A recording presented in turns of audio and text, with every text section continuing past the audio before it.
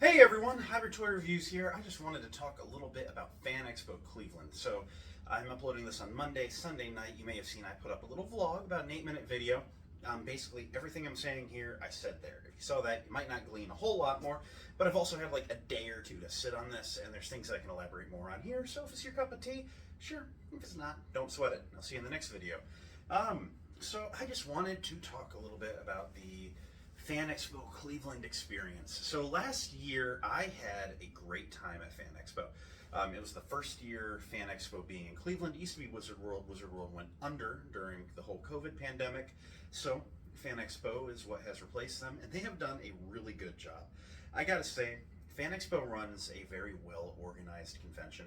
They lay out the vendor floor just right. There's a ton of people, but you're not really like you're in a mob, but you're in a mob that's at least able to move. They don't bottleneck you anywhere. There's a convention that I've recently quit going to because they just manage it so terribly, and they won't upgrade their venue space, and it's just not a great time. It's not a fun con to go to, so why should I go to it? FanExpo Cleveland, unfortunately, is only once a year, unlike the other one, which is multiple. But for that once a year experience, it's a really fun experience. I did have a gripe this year. They really held back on like revealing some of their guests. Now, some people don't go to Comic-Con for guests at all. They go just to shop and hang out with friends, and that's totally fine. But as for me, obviously, I like to do some autograph collecting.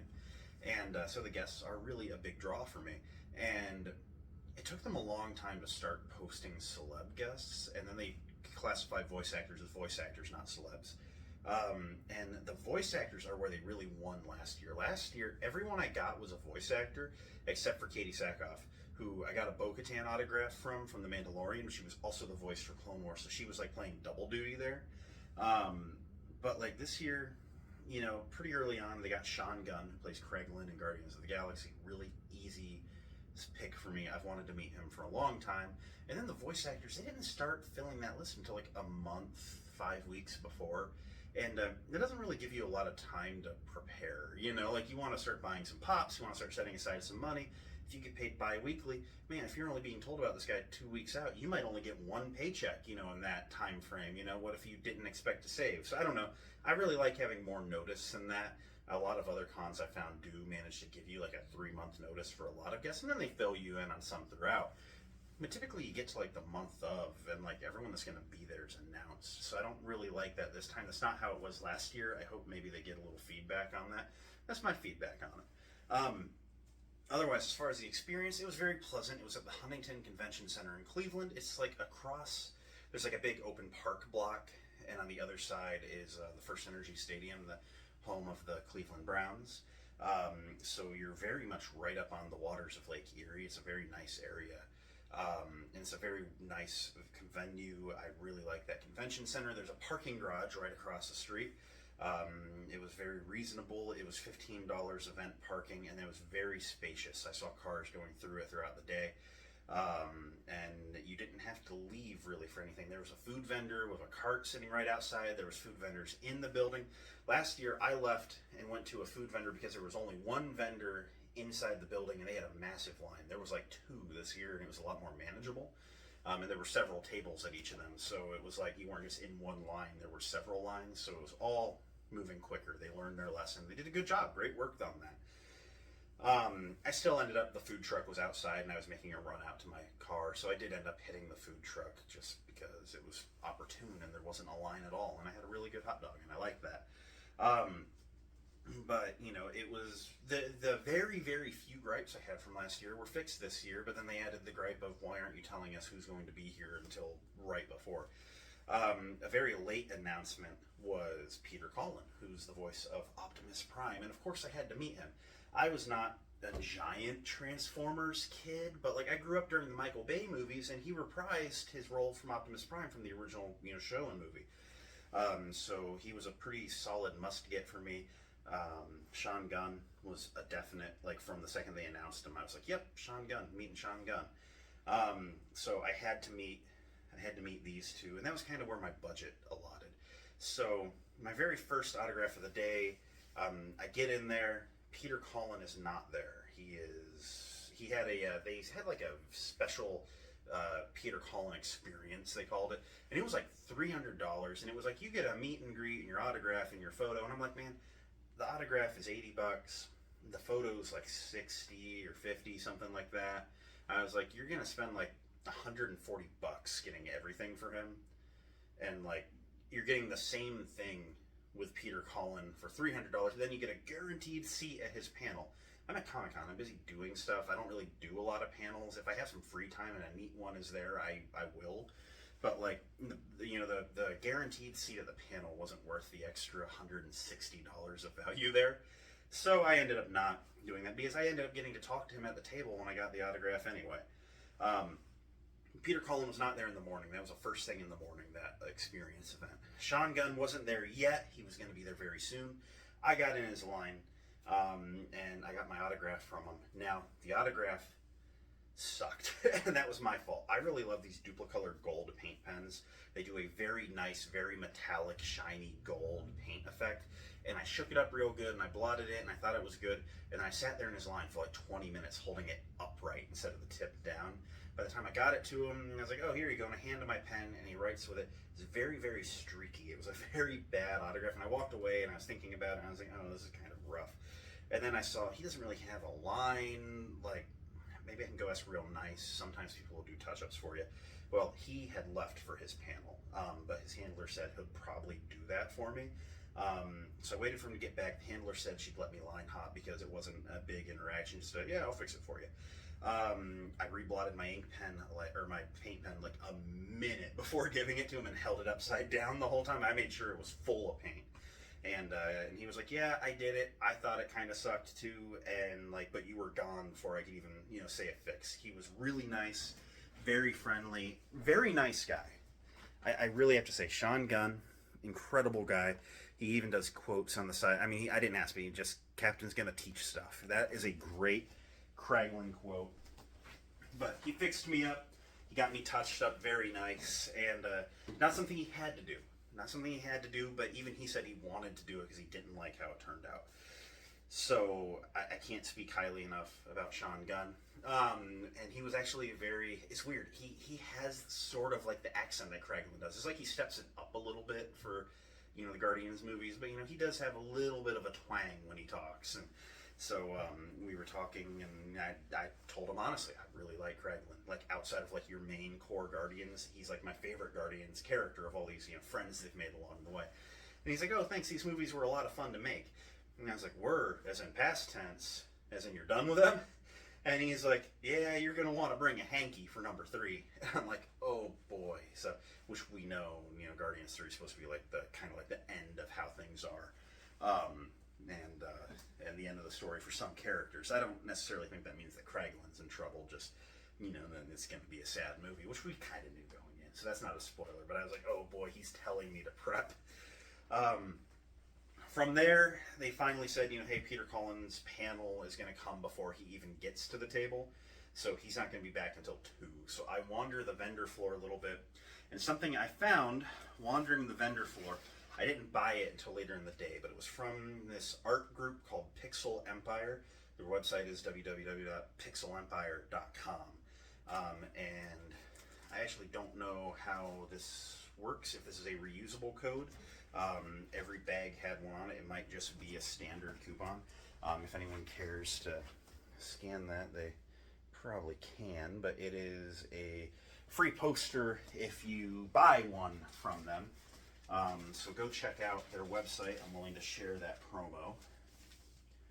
And they had a lot of these art prints where they were like, come visit, and then like locations from, just series, non-real locations.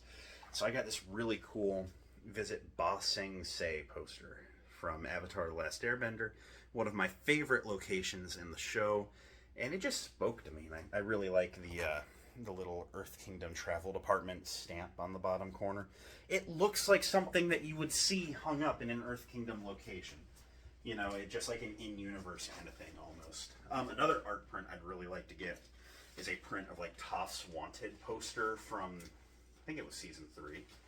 But I didn't buy it the first time I saw it, but I spent a good minute looking at it, like, ooh, I kind of want that. And I kept coming back throughout the day, so finally when I was like ready to go, I was like, yeah, I'm just gonna go buy a print. So I did end up getting it in the end of the day, obviously, because it's here. But that was a really cool print. Saw a lot of neat stuff. There was a lot of vendors doing lightsaber hilts. I'm snobby with lightsabers. But I did talk to some of them, and I mean, I was just very open that I'm very picky. And they were like, we get it. You know, the ones that were there were a lot of these like standard, 12 font boards that are non-reprogrammable. And I mean, I'm just like, I want something with like a Profi, with a NeoPixel blade. And they had NeoPixel blades, but they were like set, or you've got these colors and then these 3 effects, or just a standard blade, and I'm just like, I want it to be customizable. I feel like a custom install is typically a better quality than a mass-produced one. But they were cool to handle. I've seen a lot of videos on them, a lot of adverts on TikTok for them. Definitely not something I personally want to buy, but I don't think they'd be bad if anyone bought. But that was an experience. I got to talk to a bunch of resellers of those. And they were all cool about it. They were like, hey, yeah, these are $200. The ones you like are $1,000. There's a reason, and absolutely. So it was cool handling some product. From there, I got in Peter Collins' line. I saw it starting to build up at about 1. And if he was getting back at 2, his photo was at 3:10, meaning he's going to go away for at least 20 minutes, and assuming he doesn't go and take lunch after that, or take a bathroom break, or whatever. So I saw he was starting to get a line. There was about 20 people in that line. It was 1 o'clock. I didn't really have much else to do. So I got in his line, and I waited, and I talked with a bunch of people in line, and just swapped a bunch of con stories, and that's one of my favorite experiences at Comic-Con, is finding like a line buddy when you're in a long line. And while I'm in Peter Collins' line, a fella comes over who I recognize immediately. His name is Sonny, and he and I talked for like 2 hours in Jodie Whittaker's line at GalaxyCon Columbus a couple months ago. And he was like, hey, you said you might be at this one. It's me. And I'm like, dude, yeah, how you doing? And we talked for probably a half hour again. I mean, just catching up. And now we're Instagram buddies. I mean, Comic-Con, you can make friends at Comic-Con. It's fact. So we talked for a good bit, and I got to talking with my new line buddies, and I'm awful with names, so I don't have names, I'm sorry. But they travel a lot to like local cons, and we're from up in Detroit. So if you guys recognize me, hey, how you doing? But super cool people to talk to. And Peter Collin got there pretty much right at 2:10, and they let a couple people ahead of us who'd been waiting for an earlier in the day time that then just things collided and didn't work. So they were like, you guys can get in first. Same as with me with Sean Gunn. That worked. We weren't mad about it. It was only like 10, 15 people. They got through. They got their autographs. I was through, and I met him at about 2:45. It worked out beautiful because that gave me a half hour to take the autograph to the truck. That was actually when I bought the poster too on my way through. And so I took the poster, the autograph, to the truck, came back in, had about a 15-minute window until his photo op came up. But I will bring up, there, I got it in that same gold paint pen. You see the light just hits it and it just looks good. I ended up going with the Amazon exclusive pop just because it's still like a more metallic paint on it. I think it came out really nice. He was allowed to talk. You could tell there wasn't like a lot of time being given to each person, but I did get to hear the voice. I told him about, growing up on the Michael Bay movies and dabbling with some of the older stuff, and just having just a lot of childhood fun watching his movies, because I was the target kid. I know a lot of diehard fans are a little persnickety with like the Michael Bay movies, and I get it. They're probably not the most loyal to the source material, but like Transformers was something I'd never heard of as a kid until those movies came out. Same with the reboot Star Trek movie. Star Trek was dead until like the '09 movie brought it back. And like it or not, I was one of many kids who'd never heard of Star Trek until that came out, really liked that movie. Same with Transformers. And again, I'm not a Transformers nut, but I do like those movies. So I had to meet Peter Collin.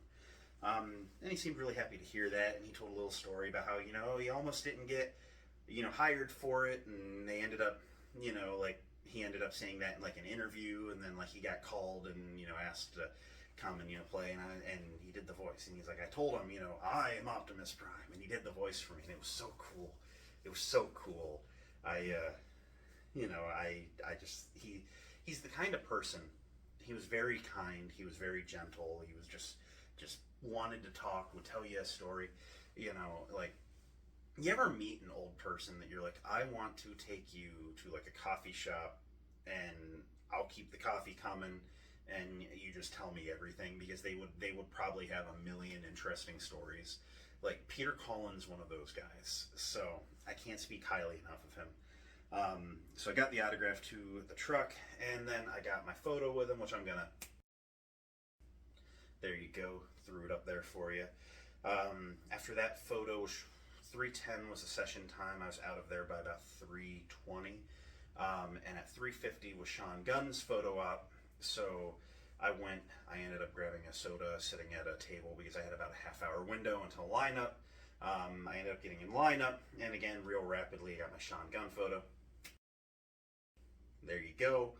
And everyone was just very gracious and very friendly, and I have nothing bad to say about the actual experience of being there. From there, I got in my car, I had a work dinner to go to that night. So I left the con at about 4:15, and everything worked out very well, and I had a great time. And I can't recommend FanExpo Cleveland enough, or I imagine if they run Cleveland this well, they probably run their other cities very well. So if you have a FanExpo insert city near you, then I say give them a shot, because it was a great time. It was very well ran, and just exactly how a Comic-Con should go. And I feel really good being able to say that in one of these videos too. I always tend to have a lot of persnickety stuff, and if the worst thing you did was not tell me people were going to be there until a month out, then ultimately you were pretty well organized. So I had a good time. I really liked it, and that's what I got to say. So thank you guys for watching. Thank you guys for listening to me ramble for, 15, 20 minutes now? Jeez. Sorry for making you wait that long. But thanks for listening to me ramble about FanExpo Cleveland. I will catch y'all in another video. Until then, have a great day. Bye.